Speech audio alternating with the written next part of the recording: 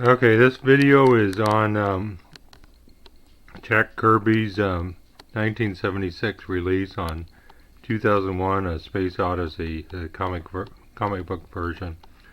And it started off with number 1. There's a 10 issue set that he went through, 10 issues on his topic. I was going to go on a little bit of the story of Jack Kirby, but it'll be just a brief summary of it. You know, anybody that looks up Wikipedia on Jack Kirby, it's amazing. If you go to that topic, and you know, I've lived it and seen a lot of his comic books, but and always admired his artwork. But the guy is just amazing. You know, that I learned something else going to Wikipedia, that he was in World War II, and he started way back then on World War II drawing comics with Joe Simon. But he was into the service, went in the army, and I think in 1945, 44, somewhere in there. But the guy is just an amazing artist. The characters he created back in the 60s. You know, my favorite comic book back then was his recreation of in the 60s, whenever he's working for Stan Lee, back at the startup of Marvel, for Captain America. His action shots on the comic pages of Captain America were just amazing, and the characters that he created in the 60s, the Hulk, Fantastic Four, Silver Surfer, and Black Panther, even down to Black Panther's invented a whole country, Wakanda, you know, a fictitious country there. And then getting fed up with Marvel over a payment issue, I guess. In the 70s, early 70s, he switched over to DC, and where he created a whole nother batch, like Demon and Forever People, Commandy. I like that one there. I like the survival type of comic book, and one of my favorites was Mr. Miracle, and there's another one that's the New Gods. But anyway, this one was his return back to Marvel, and I guess he did this one in 76, so somewhere in 75, 76 we returned to Marvel and did this one. And just to highlight a few items, I'm not going to go through everything on this, but they start off with a Beast Killer, and it goes through the primitive guy, of course the monolith in the background there, the floating cube, or not really a cube, more of a rectangle. But it's all about, this comic book is about him trying to hunt and survive, and so he tries to kill this animal, and of course he gets in a battle with fellow natives and tries to stick on it and to try to support himself or defend himself, and it's not successful, not a very good weapon. And so he's able to speak to the monolith, and monolith, I guess, gives him some pointers about, well, if you use a rock and use that as a sharpened rock and attach to a stick, you can make a spear out of it, and you can have a more effective killing tool. And it goes on and on, and it switches over to the new,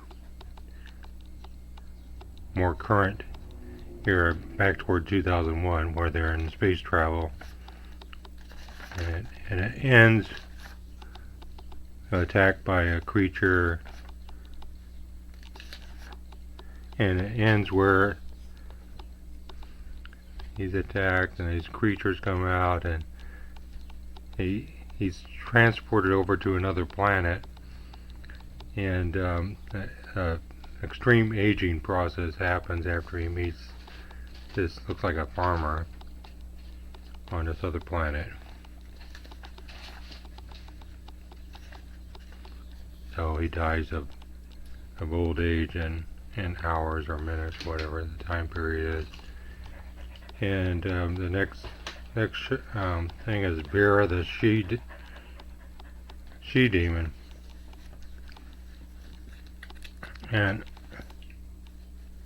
I'm not gonna go through every page. It's too time consuming on this thing, but there's the cover shot of number 2. I just want to highlight, I like a lot of his type of work where he does, a 2-page illustration. So that's cool of Jack Kirby. I love it whenever he does that type of stuff, and I love his space episodes there. This woman here, she finds out that she uses fear among the natives, and she's able to control the aliens with fear and have a better lifestyle. Kind of what they're doing now in current politics. But and then it shows a relationship with Vera as ancient and then new during the space age.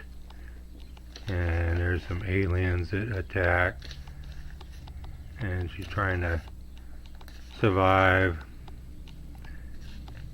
Aliens are still attacking, and she ends up in this pool of water, and there's other people there about her age, but then she dies of old age. Repeats the same thing.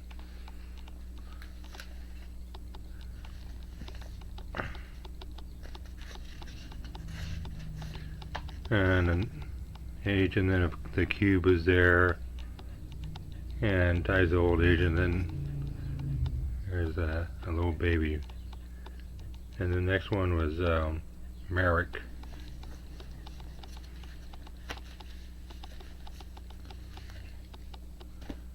And there's issue number 3. Merrick the Merciless. But it was pretty good storyline. I like this. There's another Jack Kirby famous 2-pager that I like so much there.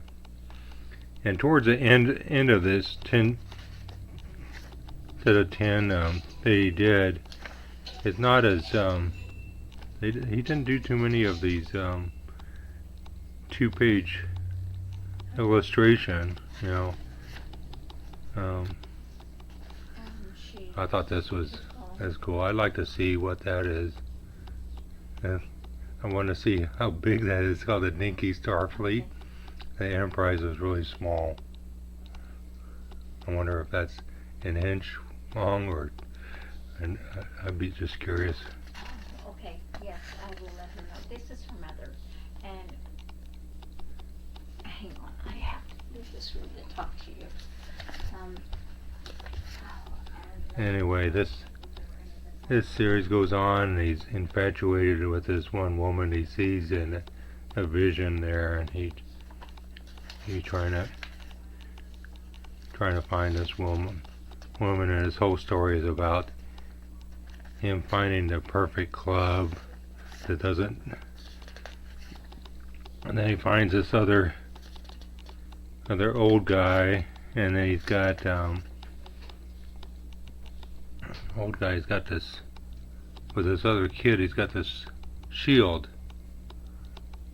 that amazing right there, that I find it funny there that that kid on the right in that one panel there, it looks a lot like Commandy,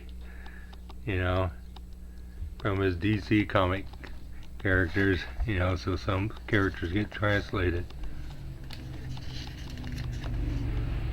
So anyway, this one keeps on going, and the top comes off of one of Liz as he's talking to these people, and then it's turned into a wheel, and the next one is Wheels of Death.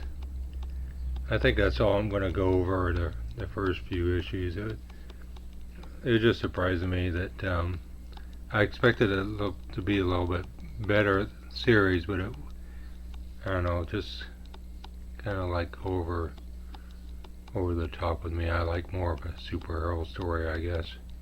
Alright, bye.